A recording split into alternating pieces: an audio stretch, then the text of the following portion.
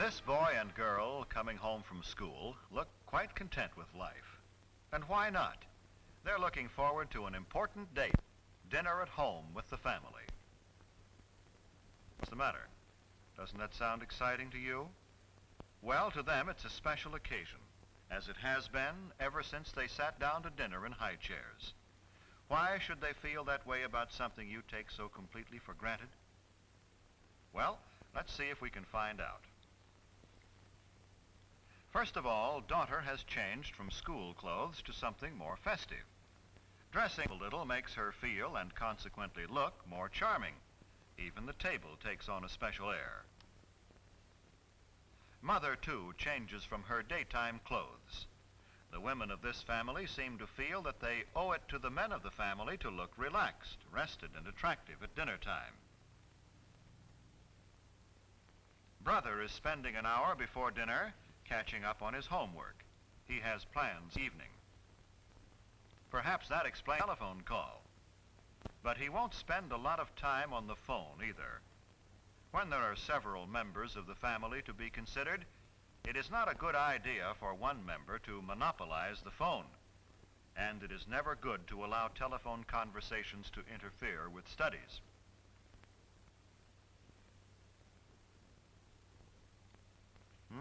Is it that late? Dad will be here any minute. Better tell Mother she's needed in the kitchen. Brother notices the time and realizes that he must put things in order and clean himself up in time for dinner.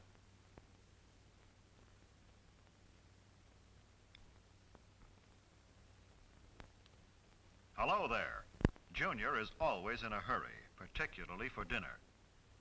But first there's a cleanup job to do on this young man. Brother takes it upon himself to help share Junior's responsibility for keeping their room in good order and keeping Junior in good order too. Punctuality is stressed in this household. By that I mean hair is combed and faces and hands scrubbed before the boys come to the table so they won't delay the meal.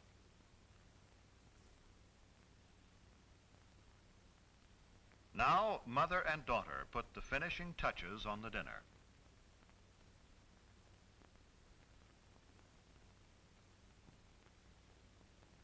Father, too, looks forward to this date with the family. He has had a hard day at the office, and in his briefcase are some contracts which must be looked over tonight. But in the meantime, he will relax at dinner with those he loves. A simple centerpiece made from some flowers which grow in the backyard is another of daughter's contributions to the dinner. But it takes up a little too much room, so she moves it to the sideboard.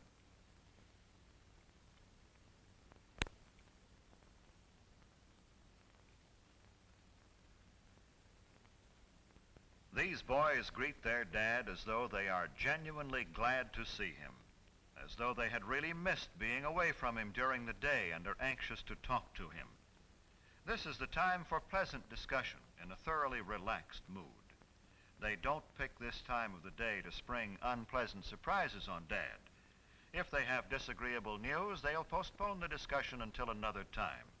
And this is no time to dun Father for a raise in your allowance, new clothes, or argue about other financial matters. Ah, dinner time.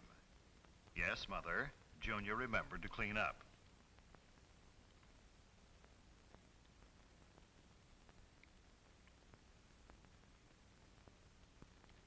Brother seats Junior. Then helps Mother to her chair as he would his best girl.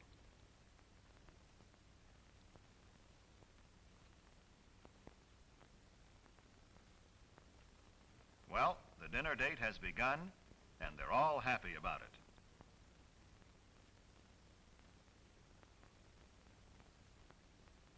Many families throughout the country observe the custom of saying grace at mealtime. It is always treated with reverence and respect.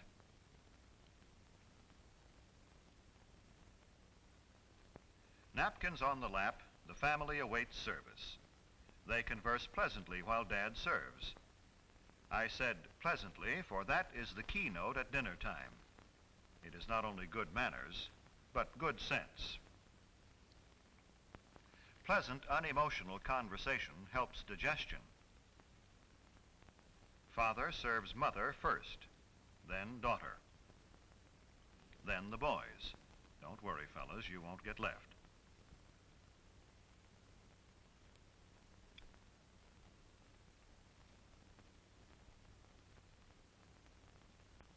Help cut your meat, Junior? Of course. By example, older children can teach younger ones good table manners.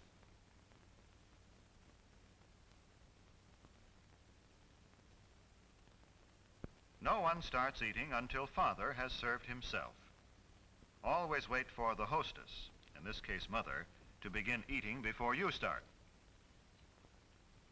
Let Father and Mother guide the conversational trend if they desire. After all, they made all this possible and may want to talk over their day with each other. Tell Mother how good the food is. Maybe Sis rates a compliment too. It makes them want to continue pleasing you.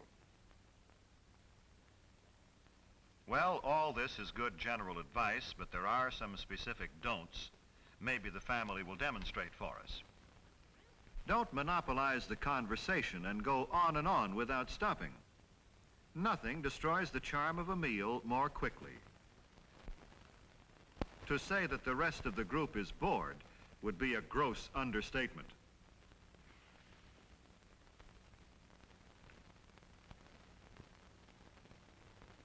Don't discuss unpleasant topics such as gruesome sights or sounds or unpleasant occurrences. This is a time of pleasure, of charm and relaxation, remember?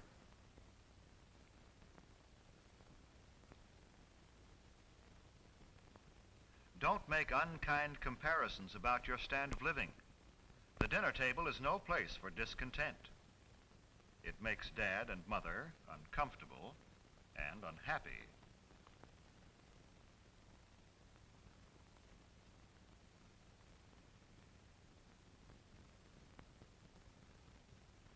Don't insult your brother or sister with offensive remarks about friends. Arguments, harsh words mean tension and distress for everyone.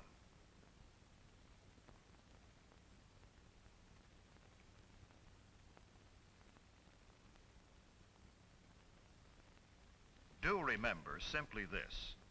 Treat the other members of your family with the same respect and cordiality you would show your most treasured friend outside the family circle. This does not mean you should be stiff or formal. With your own family, you can relax. Be yourself. Just be sure it's your best self.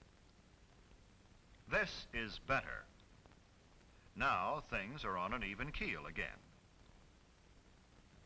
Now we're ready for dessert. Most families don't have maids, so Mother needs help with the serving from the kitchen. Son says Mother has done enough. Watch him play butler. The removal of dishes from the main course and the serving of dessert set the stage for the conclusion of a thoroughly pleasant meal.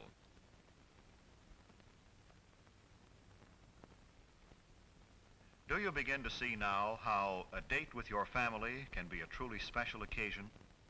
Do you know why brother and sister looked forward to the evening? When the dinner hour at home is treated with a certain amount of graciousness and ceremony, it can be memorable.